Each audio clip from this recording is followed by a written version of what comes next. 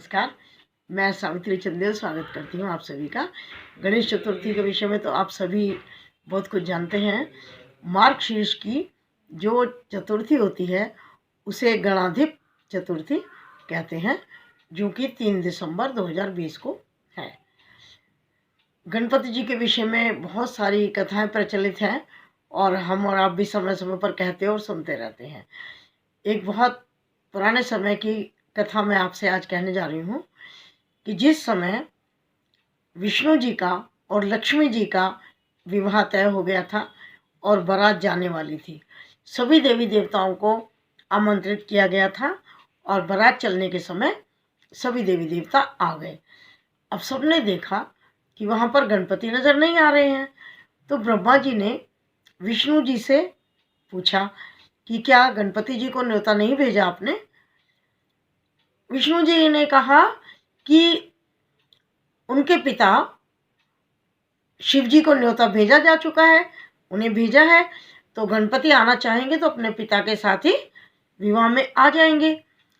और वैसे भी उनके लिए तो पूरे दिन में सवा मन मूंग, सवा मन घी, सवा मन दाल, सवा मन लड्डू चाहिए होता है, तो किसी के घर जाकर के इतना अधिक खाना भी अच्छा नहीं लगता। ऐसा कह करके विष्णु जी ने अपनी बात को समाप्त कर दिया। सभी देवी देवताओं में चर्चा होने लगी, तो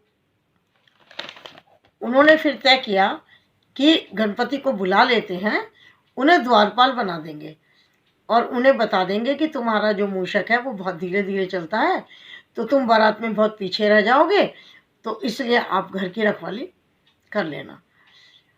तो इतने में गणपति आ ही जाते हैं स्वयं ही वहाँ। तो सभी देवतागण उन्हें ये बात कहते हैं, वो इस बात के लिए तैयार हो जाते हैं और बैठ जाते हैं। बारात चलने लगती है। अब नारद मुनि देखते हैं कि गणपति जी तो यहाँ बैठे हैं। वो आके गणपति जी से पूछते हैं कि आप यहाँ क्यों बैठे हैं? तो गणपति ने बताया उनको।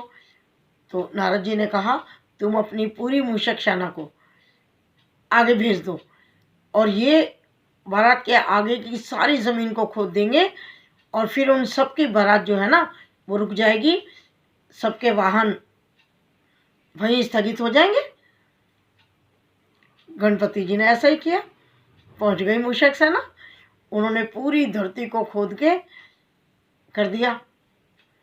अब बारात जो चल रही थी, सबके वाहन थे देवताओं के, सब उस मिट्टी में धंस गए, धंसते गए और किसी के पहिए टूट गए और उनकी लाख कोशिश के बाद भी वो अपने वाहन को ठीक करने में, चलाने में या निकालने में सफल नहीं हुए।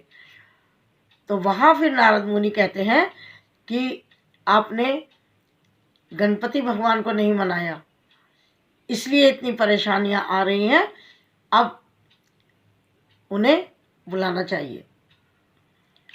जब सब लोग देवतागण थक गए, अब सामने खेत में कुछ खाती होते हैं जो खेतों में काम करते हैं, वो थे, उनको बुलाया गया वहाँ पर।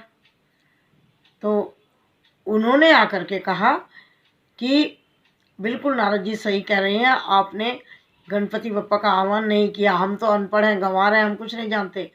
हम तब भी ओम गणेशाय नमः कह के या गणपति बप्पा नमस्ते कह के गणपति बप्पा को याद करके अपने कार्य करते हैं। और आप तो सब इतने ज्ञानी ध्यानी देवी देवता हैं, आपने फिर भी ऐसी भूल की, इसीलिए इन परेशानियों का सामना करना पड़ा कि आपने गणपति बप्पा का आह्वान नहीं किया। फिर ये तय हुआ कि उनको बुलाया जाए। तो शिव जी ने नंदी जी को दूध बना के गणपति जी के पास भेजा और उन्हें बुलवाया। जब गणपति बप्पा वहाँ पर आ गए, उसके बाद ही फिर वो कार्यक्रम पूरा सही हुआ, बारात सही समय पर पहुंची और फिर वहाँ पर जाकर के विवाह अच्छे से संपन्न हुआ।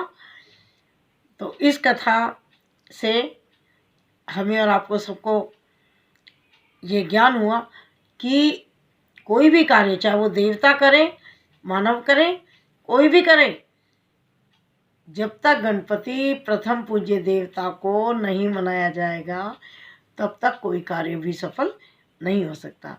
तो जब भी गणेश चतुर्थी का व्रत करें, उपवास करें या कोई भी शुभ कार्य करें तो गणपति बप्पा को अवश्य मनाएं, तभी हमारे सारे कार्य सफल हो सकते हैं। गणपति बप्पा जैसे विष्णु जी का साथ दिया, उनके कार्य को बहुत अच्छे से संपन्न कराया, सभी के कार्य को करवाते रहिएगा।